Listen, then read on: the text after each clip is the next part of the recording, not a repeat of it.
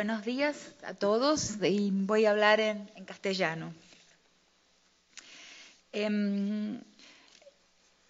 muy importante entender que la violencia de género, especialmente la violencia contra las mujeres y también la violencia homofóbica, se extiende a través de todas las naciones de nuestro continente por igual. No es posible separar países a este respecto. Es un mal que nos afecta a todos de norte a sur del continente. Quería en primer lugar dar un pequeño panorama de los países que conozco mejor, de los que sé, conozco la situación, como por ejemplo en México, ¿no? Con el momento que vive México en este momento, que se ha transformado en una gran fosa común, con la situación de los migrantes, con el primer lugar que nos llamó la atención, que es Ciudad Juárez, en el primer lugar donde el mundo vio un cierto tipo de crueldad ejercido contra el cuerpo de las mujeres en situaciones que he llamado, sobre todo en mi último texto, las nuevas formas de la guerra y el cuerpo de las mujeres. He comprendido como crímenes contra las mujeres que son crímenes de guerra, o sea, de las nuevas formas de la guerra. Entonces, México es un gran laboratorio, es un gran espacio nacional donde se ha podido percibir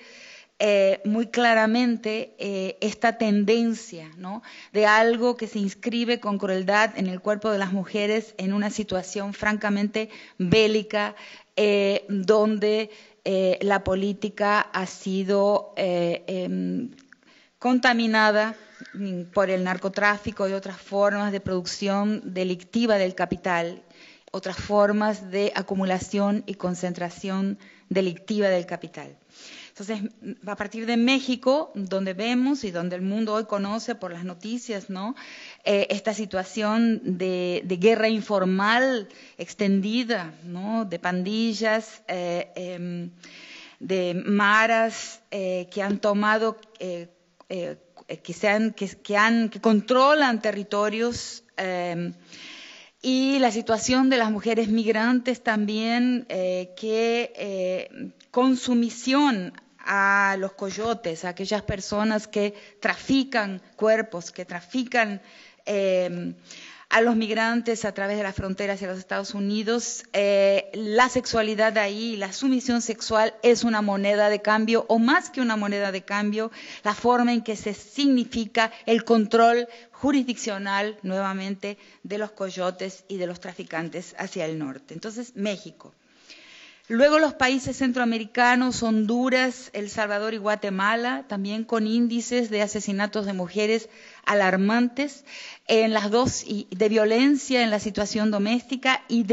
violencia también feminicida en una situación que también puede ser definida como bélica si redefinimos la guerra, o sea, si pasamos a entender la guerra de una forma diferente a como la habíamos entendido hasta el presente, como guerra entre estados, como guerra entre naciones. En esta nueva escena bélica que se extiende de México hacia el sur y se va expandiendo, el cuerpo de las mujeres asume una posición y un lugar central en la expresión de esa situación bélica. Voy a referirme a eso de aquí a un minuto después de hacer este panorama general. Entonces, México y esos tres países tienen esa característica. En ellos se ve más claramente la expansión de la escena bélica con este nuevo formato. En el caso de Guatemala, la herencia, especialmente en Guatemala, ¿no?, la herencia de lo que es llamado ahí como el conflicto interno, ¿no?, el papel que tuvo el cuerpo de las mujeres en la expresión de la dominación por parte del ejército y en sus acciones francamente paramilitares de exterminio de los pueblos indígenas, y cómo el terror ejercido sobre el cuerpo de las mujeres fue central justamente para significar el dominio sobre estas poblaciones, ¿no? Tengo la experiencia durante todo el año pasado de haber preparado una de las pericias, uno de los peritajes, ¿no?, que para el nuevo tribunal que se va a constituir como uno de los tribunales de mayor riesgo, que así son llamados en Guatemala, el segundo que va a ser constituido y que va a juzgar por primera vez por parte de un Estado nacional crímenes específicos de guerra contra las mujeres durante el conflicto interno con la prostitución forzada, la esclavitud sexual forzada de un grupo de mujeres mayas quechíes de la aldea de Sepursarco. Entonces, es claro ahí cómo esa reducción de las mujeres a prostitución por parte de un Estado que se transforma en un paraestado ha sido una de las características de esa guerra, ¿no? El uso de esos cuerpos y la crueldad ejercida sobre esos cuerpos como una forma de significar el poder militar. Por eso todo nos convoca a colocar la sexualidad y la agresión sexual en el centro de nuestras consideraciones, inclusive cuando estamos estudiando el Estado o los Estados, todos los tipos de Estado. La situación en Nicaragua, donde estuve el mes pasado, ¿no?, con nuevamente un Estado que persigue al movimiento feminista por razones que son de su alcoba, ¿no?, de su historia personal, de la historia personal de los gobernantes, con la terrible situación de Soy la América, entenada, o sea, hija adoptiva del presidente Ortega, con su carta extraordinaria publicada de 10 páginas, publicada en 1998, sobre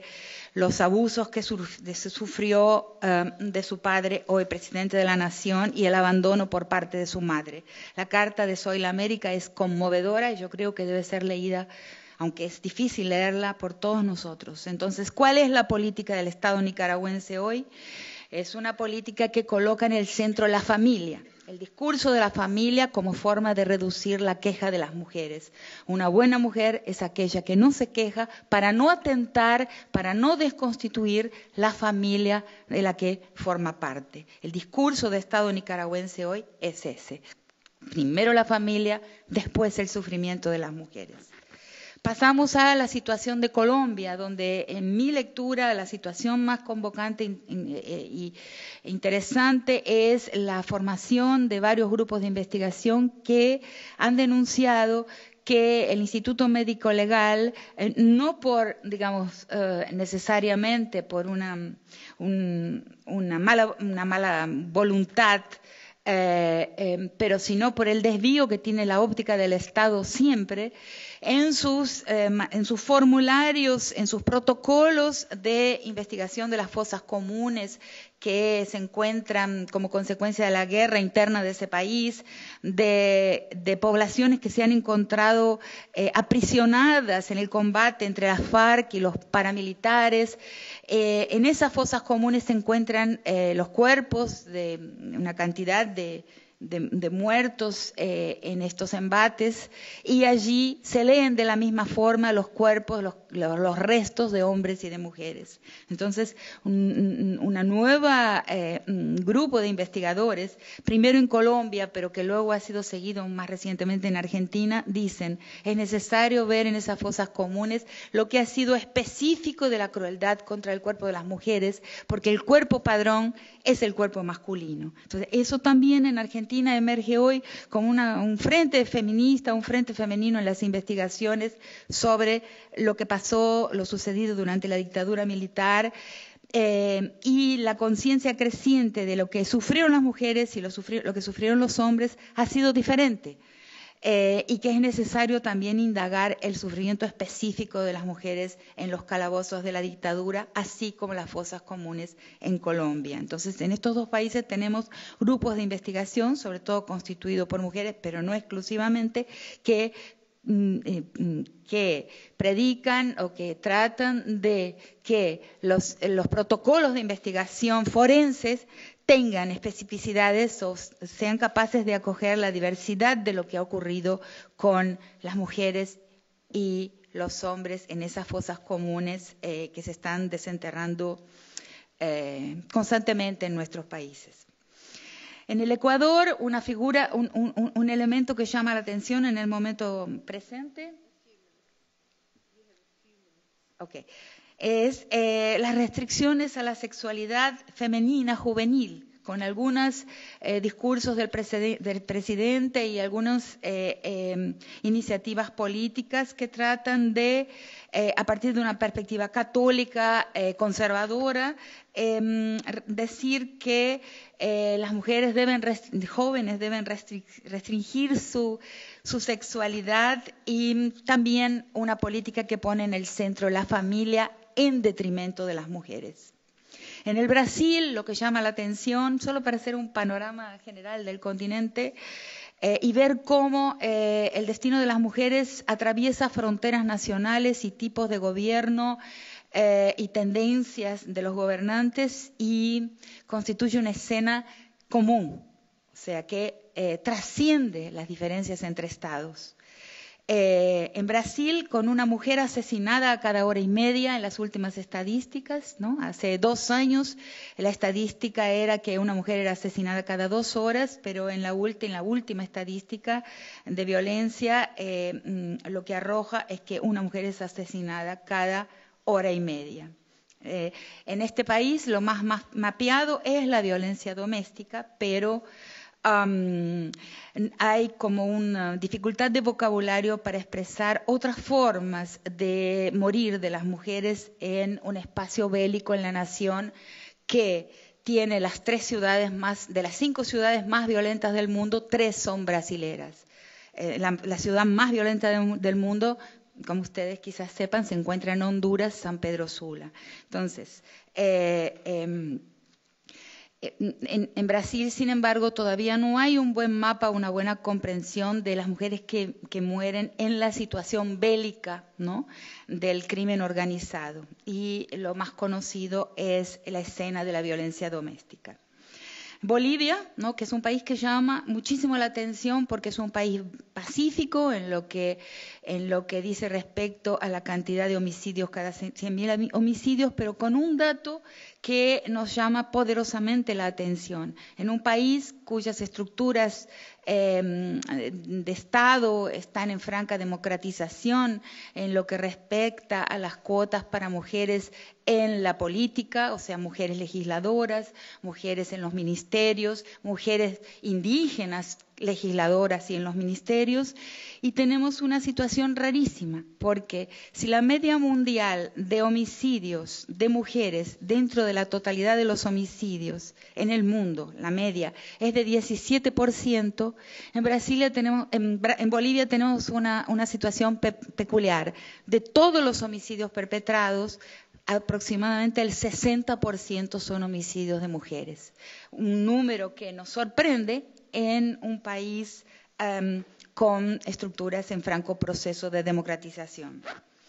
Argentina es un país, el mío, asolado por la trata. O sea, la cantidad de desapariciones de mujeres y de mujeres encontradas con trazos de violación cruenta, seguida de muerte, pero especialmente la situación de la trata de mujeres en el país y del contrabando de mujeres por motivos para fines de trata es lo que llama poderosamente la atención. Entonces, en este panorama continental en el que he hablado sobre algunos países y sus puntos más específicos y llamativos, solo como para ofrecer rápidamente ese panorama, tenemos en el movimiento feminista 3 polémicas, solamente las voy a mencionar brevemente para dar una estructura a lo que acabo de relatar. Una polémica sobre si debemos tipificar de forma diferenciada los feminicidios que son domésticos, o sea, que ocurren en el seno de relaciones interpersonales y afectivas, y femicidios que son bélicos. Para eso se hace necesario identificar, definir y crear formas de representación que todavía no están circulando, de esto que vengo llamando de las nuevas formas de la guerra, o esa guerra informal que tiene que ver con la producción mafiosa de capital en nuestros países. Entonces, es mi posición que debemos claramente percibir esos 2 tipos de asesinatos de mujeres de forma diferenciada. Sí, pero... Ok, ok.